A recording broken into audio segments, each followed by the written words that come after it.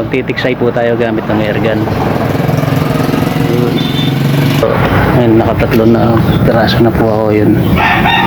Siguro nasa 5 finger mahigit. Ito na po yung ano natin. Walang kamatayan tilapia. Yung fresh na fresh po yun. Bagong huli. Ito po yung dalawa. Natirito ko na po yun. Kasamahan po natin ng talong. Ito, fresh din po yan. Galing ano, sa Banatuan. Yung pinsan nila Macy's. So, shout out po sa inyo sa Kabanatuan. Thank you po sa talong. Yun.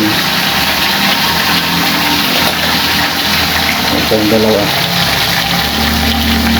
Fresh na fresh.